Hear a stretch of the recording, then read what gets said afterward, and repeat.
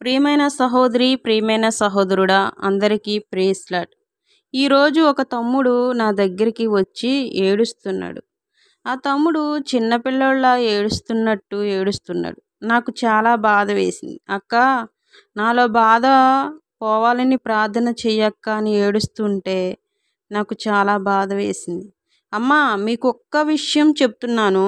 ఒకరిని ప్రేమించే హక్కు మీకు ఉంటుంది, కానీ మీరు ప్రేమించిన వారిని మోసం చేసే హక్కు మీకు ఉండదు.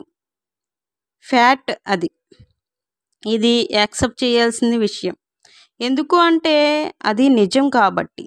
సో నేను కొంతమంది ఆడవాళ్ళకి ఒక మాట చెప్తాను. మిమ్మల్ని ప్రేమించిన వారికి మిమ్మల్ని ప్రశ్నించే హక్కు కూడా 100% ఉంటుంది. మిమ్మల్ని ఎవరైనా సిన్సియర్గా లవ్ చేస్తే, వాళ్ళకి నచ్చని పని మీరు ఏదైనా చేస్తే మిమ్మల్ని ఖచ్చితంగా ప్రశ్నించే హక్కు వాళ్ళకి ఉంటుంది. మీ మీద ప్రేమ కొద్దీ, మీ మీద ఉన్న చనువు కొద్దీ,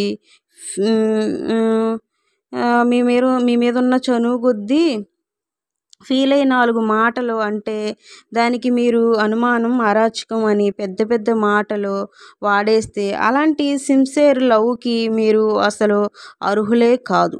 ఓన్లీ ప్రేమ మాత్రం దొరికే దగ్గర సిన్సియారిటీ ఉండదు. ప్రేమతో పాటు అప్పుడప్పుడు పెయిన్ దొరుకుతుంది. చూసారా, అక్కడ సిన్సియరీ ఉంటుంది. అది అర్థం చేసుకుంటే లైఫ్ అంతా మీరు హ్యాపీగా ఉన్నంత హ్యాపీగా ఎవరు ఉండలేరు. నేను అందుకే చెప్తుంటా ఉంటాను, పదే పదే చెప్పేది. ఎందుకు చెప్తున్నాను? పని లేక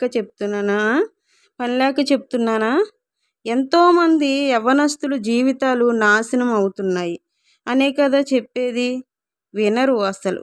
పని లేక చెప్తున్నట్టు చూస్తారు. వినాలి కదా. ప్రేమ కోసం ఒక మనిషిని వెంబడి వెళ్ళింది చాలు. ఈ లోక ప్రేమ డబ్బు, అందము, పరువు చూస్తుంది. ఈ లోక ప్రేమ అందము, డబ్బు, పరువు చూస్తుందేమో, కానీ దేవుని ప్రేమ నీ హృదయాన్ని చూస్తుంది. దేవుడు ప్రేమించినంతగా ఈ లోకంలో నిన్ను ఎవ్వరూ ప్రేమించలేరు. దేవుడు నిన్నుగా ప్రేమిస్తున్నాడు. నీతో నువ్వు సమాధాన పడితే ఆయన దయ నీ జీవితానికి ఒక ప్రత్యేకత నిస్తుంది. ఆమేన్. హల్లెలూయా.